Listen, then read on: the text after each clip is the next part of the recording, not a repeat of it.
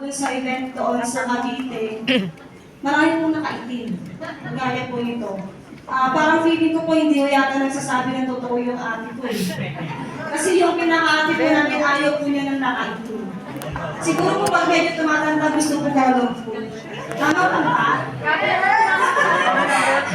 Hindi po, ayaw niya po yung nakaitim. Kaya nung nakita ko po na nakaitim, hanggang po matapos yung buong event, hindi po ako nagsasalita. Sabi nga po ni Mang Milen eh, nakasimangot daw po ako hanggang matapos po yung buong event. Pero naulit po yun, naulit. Umatid naman po ako. Kaya din naman po ako pinipilit ng mga ate ko na mag-join. Kasi sabi ko kasi magkakapatid, ako po yung pinakabunso, pero ako po yung pinakamarami ko sa akin. Yung iniinta ko po talaga yung hypertensive po kasi ako. At the age of 30 po, nag-maintenance na po ako. Ilang beses na rin po akong na-ER, ilang beses na rin.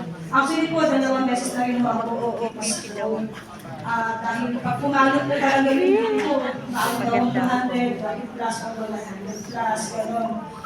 So, inaano yung ate ko na bakit hindi ko subukan. Kasi sabi niya, anuhin mo yung pera kung may sakit ka naman. Yes. So, wala pa rin po eh. Parang kasi may maintenance naman na ako. So, feeling ko bakit po ipipilit. Although hindi naman po ako tumatanggi sa mga supplement kasi nga po noong mga panahon na yun. Sino dito ang marami nang natikman ng mga food supplement? O di ba, halos lahat tayo. Kapag first time niyo po ba maniniwala kayo? Di ba hindi? Kasi parang tatalab siya, pero saglit lang. So until, yun na po, nakaramdam na po ako ng ng pananakit ng dibdib. So ganun po yata talaga. Ibis na ginagamot mo yung high blood mo, nagtatawag naman siya ng gawarkats niya sa loob. So yung sa akin po ay sumasakit po yung dibdib na hindi ko maipaliwanag kung ano po yung pagsakit ng dibdib na yan. Basta masakit po siya eh. Tapos naramdaman ko rin na hindi na po ako makapag-function masyado. Yung tipong konting lakad lang, pagod ka na, hindi ka makatulog.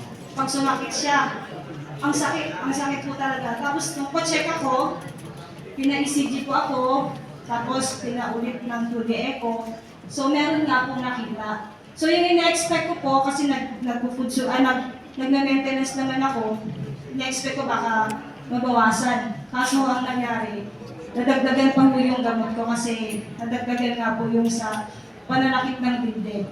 Hanggang sa nagkaroon po ng event sa Cavite noon, tapos meron pong, natuwa po yata yung mga upline, meron pong nangyaring paraffol.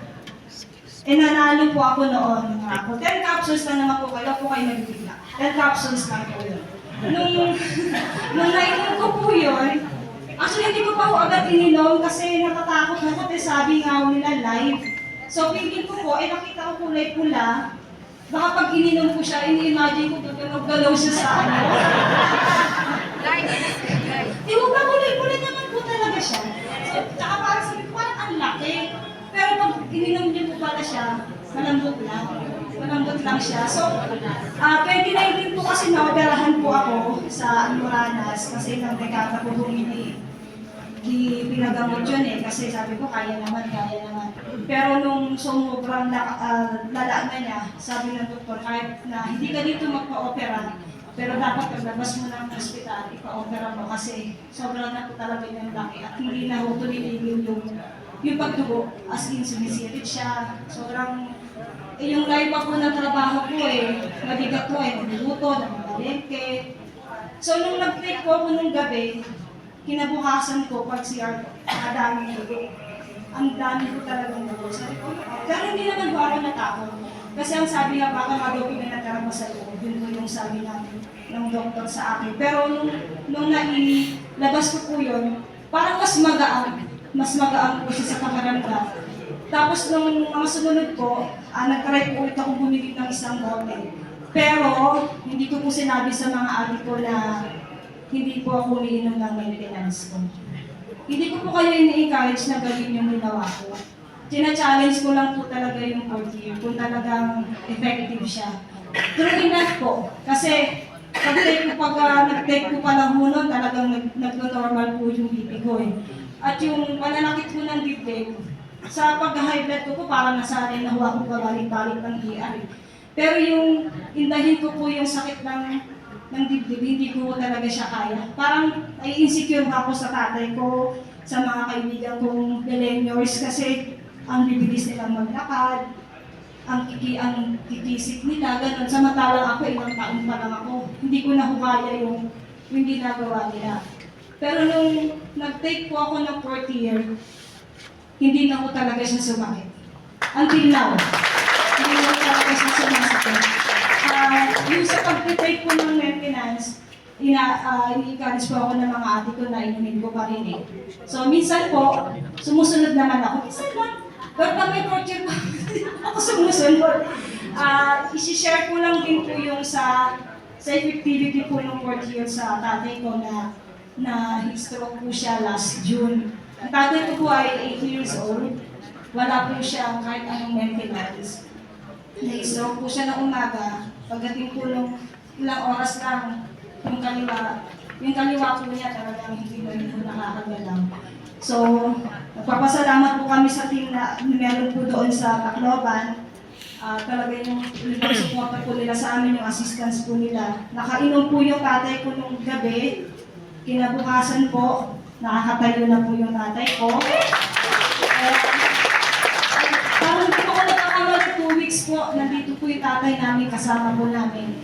Pinakita po namin kung ano po yung meron. At dito po talaga sa Relay, no, yung isa sa mga core values yung family.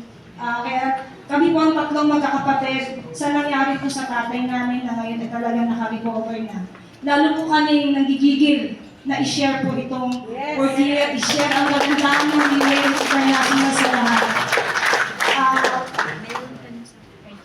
Sana po sa mga nandito ngayon, kagaya po ng pag nagka-testimony pa ako, hindi ko po ito nakakalimutang sabihin na huwag po tayong mahihiya, lalong-lalo po yung mga ngayon pa lang naka-action po, no? Na i-share po natin yung 4th year, yung Relay. Kasi talaga po, ito lang po yung paraan para magkaroon sila ng hope, lalo na po yung mga tao na nakasakit. Huwag po natin ipagdadalo. Yes. Kasi ako po, kasi pinapagawa po tayo ng mga list, di po ba, ng mga plastic natin na pagsisyaran.